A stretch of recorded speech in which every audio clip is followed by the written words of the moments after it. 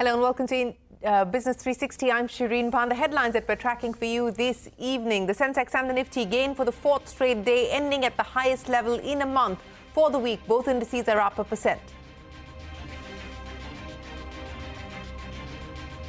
The Defence Acquisition Council grants an in-principle approval to purchase new weapons and equipment worth over 84,000 crores. Most of the orders will be awarded under the Make in India category. Nasscom pegs Indian IT to grow at 3.8% in FY24, expects better revenue growth and hiring in FY25, projects high-tech, BFSI and telecom to perform better. SpiceJet's chairman Ajay Singh joins hands with Busy Bee Airways to submit a bid for troubled carrier Go First. Ajay Singh says SpiceJet will be an operating partner and will provide essential staff, services and industry expertise. Sources say Sharjah-based Sky One has also made a bid. An expert committee set up by the Insolvency and Bankruptcy Board recommends a new rescue culture, suggests a voluntary out-of-court mediation process that can run parallel to the insolvency process. The committee recommends that voluntary mediation under the IBC be introduced in a phased manner. Ola slashes prices of its e-scooters by up to 25,000 rupees in a bid to shore up sales. The revised prices would be effective only in February. Electric vehicle makers have been cutting prices across the world due to slowing demand. Maharashtra Chief Minister Eknath Shinde says that Foxconn Vedanta pulled out of the state because the erstwhile Uddhav Thackeray government did not help them at all. Calls the 80,000 crore rupee green hydrogen MOU with NTPC Green Energy a dream project. Karnataka's Chief Minister Siddaramaiah announces a 3.7 lakh crore rupee budget, increases allocation for welfare schemes, taxes on alcohol set to rise, clears the expansion of Bengaluru Metro and new road projects to ease traffic congestion in the city, also announces 3 new programs to boost the startup ecosystem. The Haryana police continue to fire tear gas shells at protesting farmers as they attempt to cross the Shambu border. The third round of talks between farmer leaders and the government concluded last night. The next round will be held on Sunday. Israeli army carries out mass arrests at Nasir hospital in Gaza's Khan Yunis. Western nations mount pressure on Israel to ditch the Rafah offensive. Netanyahu insists that Israel will not accept international diktats regarding a permanent settlement with the Palestinians. Interim relief for the Congress party after it alleges that its main accounts were frozen. The Income Tax Appellate Tribunal directs them to maintain a minimum balance of 115 crore rupees. The tribunal says the Congress, which faces a tax demand of 135 crores, had cited urgency, claiming it would not be able to meet its crucial expenses. Private schools in Maharashtra will not be obligated to fulfill the quota for economically backward sections if there is a government school within a radius of 1 kilometre. Academics say the move will prevent disadvantaged children from accessing private schools. Some experts say the notification contradicts the Right to Education Act and could be struck down by courts.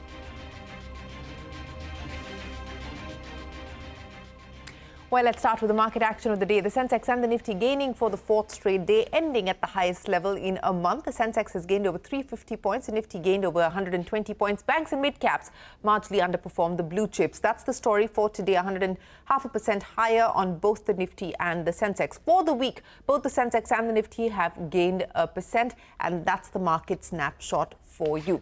Now, IT industry body Nasscom is projecting a 3.8% revenue growth for the industry in FY24. Domestic market has seen the fastest growth this fiscal. Nasscom expects better revenue growth next year and more hiring. It expects sectors like high-tech, BFSI and telecom to perform better in 2024. From IT to aviation, troubled carrier Go First has 2 suitors. The deadline to submit bids ended last night. SpiceJet's Ajay Singh, along with Busy Bee Airlines, has made a joint bid. Sources say Sharjah-based Sky One is the other suitor. The bids are likely to be assessed by creditors next week. Danish joins us now with more details. Danish, the joint bid comes at a time when SpiceJet itself is facing a liquidity crunch. It has not been able to pay salaries, TDS and PF to employees. What do you make of this move? Well, this is a very surprising move which has just come out from Ajay Singh's side. Moreover, Ajay Singh in his personal capacity along with Busy Bee Airways has submitted his bid for Go First. However, the bid value hasn't been disclosed by either of the parties yet, but it is supposed to be big. Moreover, Ajay Singh in a statement has also said that he's looking forward to some kind of synergy between Go First and SpiceJet since he has bid in his personal capacity. SpiceJet is directly not involved in that. However, if the bid goes through and if Go First finally becomes a part of SpiceJet, then we can expect SpiceJet to be the operational partners for Go First, and there is some kind of more synergy that Ajay Singh is looking for since Go First already has a lot of domestic slots, a lot of international slots, and a lot of international flying rights. This is what they want to really capture. Plus, I would also like to tell you that just before Go First got grounded, they received their 50th aircraft, and they currently also have more than 100 A320neos on order. So this is a very well-planned move that Ajay Singh has taken from his side. The bid value hasn't been disclosed yet, but however, we are also aware about the financial troubles that are happening inside SpiceJet right now. The salary delays, the PF issue, we are well aware about that. But SpiceJet has also said that they recently got a fund infusion and they're taking their time to sort out their financials. But all in all, if we see, this is a big news as far as the Go First grounding is concerned. Especially, this has come a couple of days after the NCLT gave a 60 days extension. So all in all, if we see, Ajay Singh in his personal capacity, along with Busy Bee Airways, has submitted a bid for grounded Go First.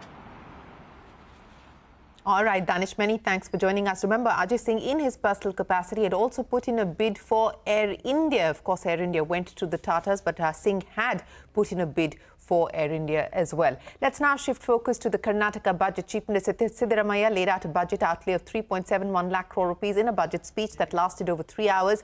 The allocation for welfare schemes has been hiked. New infrastructure projects for Bengaluru on the anvil as well. However, alcohol is set to get more expensive in the state, with beer prices being impacted the most. Ritu standing by now with the highlights of budget 2024 for Karnataka. Ritu.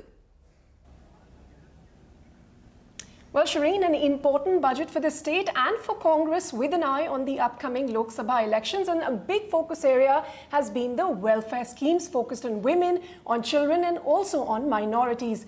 The allocation for welfare programs has been increased to 1.2 lakh crores. A huge chunk of 52,000 crore rupees is set to be given in the hands of people during FY25 through 5 guarantee schemes that have been announced. The state will also launch a new social security scheme, which is called Anna Suvidha, a home delivery app for the free delivery of food grains to the doorstep of senior citizens above the age of 80. There will be a platform-based gig workers fund and a welfare fee bill that will also be introduced to provide livelihood security to the gig workers in the state. The tax slabs for Indian-made liquor and beer has been revised up yet again, so be prepared to pay even more if you're going to buy alcohol in Karnataka. All services rendered by the Excise Department will now be digitized by the state. The state has also proposed to complete 3 lakh houses in FY25. And under the PM Awas Yojana, where the beneficiary share is 5 lakh, now the state government has said it will be limited to 1 lakh and the remaining 4 lakh is going to be covered by the state government. Lots of infra-related promises for the city of Bengaluru, from a 250-meter high sky deck as a landmark for the city to traffic signal control systems, 28 major junctions, a peripheral ring road project as well. The state government has also accorded administrative approval for work under the Namma Metro Phase 3, which is estimated at a cost of 15,600 crores. An additional 44 kilometers of metro line will be added. A focus has also been made on building the brand Bengaluru by reducing traffic congestion, construction of quality roads and so on. We'll have to see how that pans out. For the startups as well, there was 3 programs, namely one for early stage funding program, the second one to support women entrepreneurs, especially for younger companies, and land for an agriculture innovation park for agri-based startups as well. All right, Ritu, many thanks for joining us. The highlights there of the budget presented for the state of Karnataka.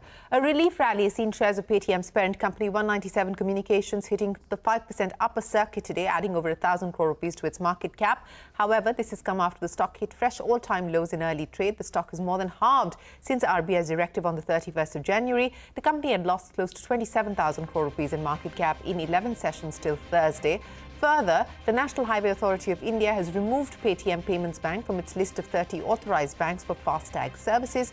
This a result of the RBI directive. Now, the Reserve Bank has said that it has restricted one card network from allowing business payments via commercial cards to non-card accepting recipients. Sources tell CNBC-TV18 the restrictions have been placed on Visa cards. However, there are no other restrictions on normal usage of business cards. Brokerages like Nomura and Citi expect the central bank's recent restrictions to impact credit card spends further. An expert committee set up by the Insolvency and Bankruptcy Board has recommended a rescue culture. The panel has suggested a voluntary out-of-court mediation process that can run parallel to the insolvency process. Now, the committee has also recommended that voluntary mediation under IBC be introduced in a phased manner. Sapna is standing by with the details. Sapna, we have, of course, seen a significant backlog when it comes to IBC-related matters. What is the purpose? What is the rationale behind this mediation? And what are the next steps? Well, absolutely, you hit the nail on the head. That's precisely the reason why this expert panel, which took close to 1 odd year to come down to its recommendations, that's why they're suggesting out-of-court settlements, or in other words, you may call voluntary mediation. And in fact, this panel was headed by the former Law Secretary, Mr. T.R. Vishwanathan, and of course, other members of the IBBI, which is the regulator for the IBC. And having said that, a lot of emphasis has been laid on this particular recommendation that increasingly the government, along with other stakeholders, should try and adopt a voluntary mediation framework, which is what has been suggested in this 80-odd page report. That's one significant takeaway. And let's just talk about some numbers also. So, for instance, the report does mention that as of March 2023, 67% of the corporate insolvency resolution processes which are underway, 67% of them, in terms of arriving at a resolution, approval for resolution, it has taken over 670 days. Now, the statutory time limit earlier was 270 days. It was extended by some more days. 330 is the maximum limit. And the Supreme Court has already said that the 330-day limit also is more directory in nature rather than a statutory time limit. And here we are talking about over 650 days, 673 days to be precise. Now, look at the complex cases. The report says that in terms of the complex cases, the resolutions have taken over 1,000 days. So what happens in the meanwhile is the asset value just gets completely eroded, completely depreciated, and even the committee of creditors and other stakeholders, operational creditors, we are not even talking about them. Even the financial creditors, they end up with kind of peanuts in comparison to the to the value that was there on the table when the case entered into NCLT. That's one. Second, the report says very clearly that given the backlog at NCLT and LAT and NCLAT, I mean, they also handle cases under the competition law as well as the Companies Act. And then on top of that, you have the IBC pendency coming up. So, this is a great report, so to speak. It's made a very clear direction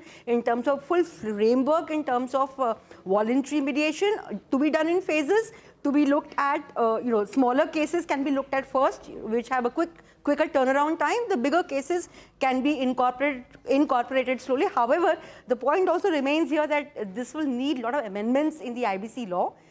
Previously also, more than a year back, a lot of recommendations had been doing the rounds. There was a lot of stakeholder consultation. Yeah. Those recommendations went to MCA and they have not seen the light of the day yet. So let's hope and pray that probably over the next 3 to 4 odd months, post-elections, you can see some action on IBC. Well, it's been long in the making, as Sapna was pointing out, but this is a significant development as far as the insolvency process is concerned, as and when it does go through. Sapna, many thanks for joining us. We will head into a break, but up next, Ola slashes prices of its e-scooters by up to 25,000 rupees. We talk to the company's management on the other side.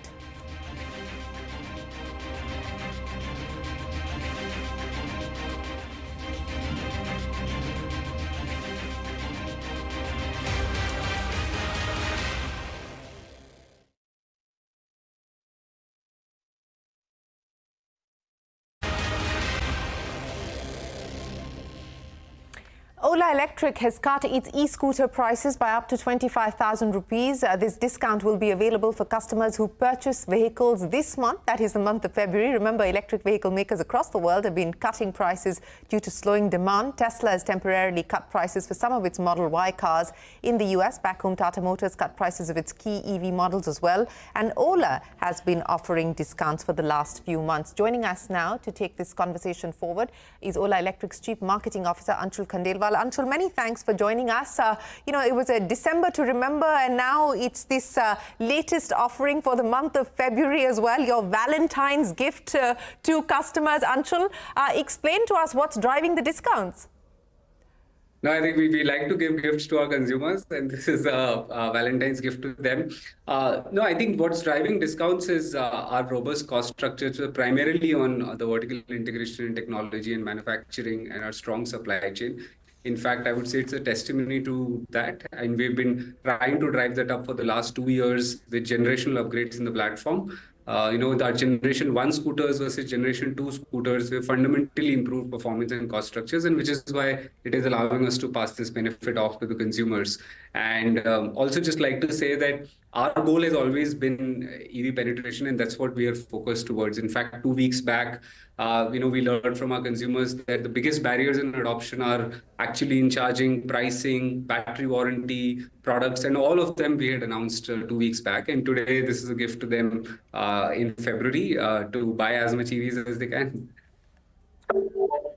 Yeah, Anshul, I just want you to pause there because, in your press release, you talk about how you've been able to offer such a steep discount of 25,000 rupees on the back of a robust cost structure because you're strongly vertically integrated with in-house technology, manufacturing capabilities, and so on and so forth. Now, if you've really made changes as far as your cost structure is concerned, then I would imagine those efficiencies should run not just for the month of February, but that should result in a change as far as the pricing is concerned, not just by way of monthly discounts, which you have been offering over the last several months. So that's what I'm trying to understand. It doesn't add up. If you have actually changed your cost structure and you enjoy these efficiencies, then why not bring about a change as far as costs for consumers are concerned beyond monthly discounts?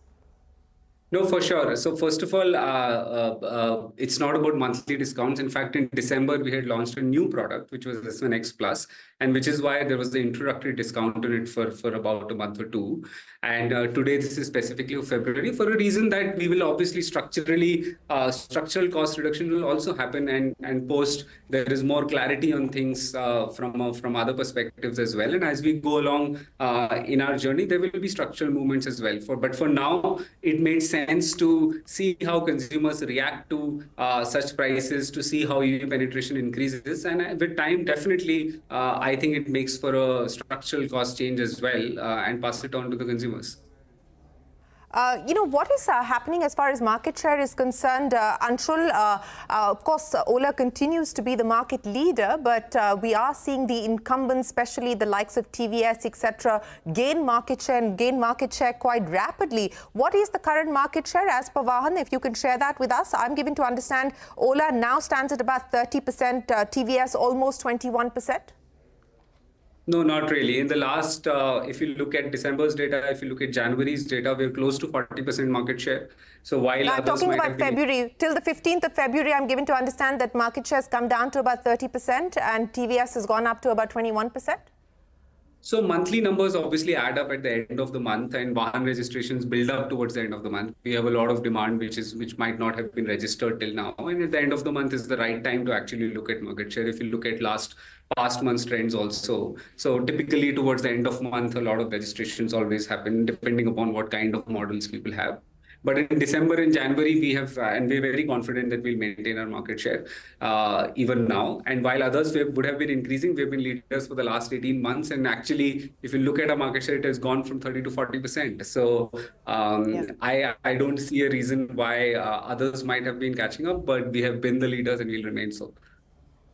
Well, Anshul, I also want to understand now, given the kind of discounts that are on offer at this point in time, and this is something that we're seeing play out globally as well, because of subsidies being withdrawn, and we've seen that impact here in India also. How are you gearing up for a life with reduced subsidies? And there is still no clarity on whether we will see a FAME 3 or not.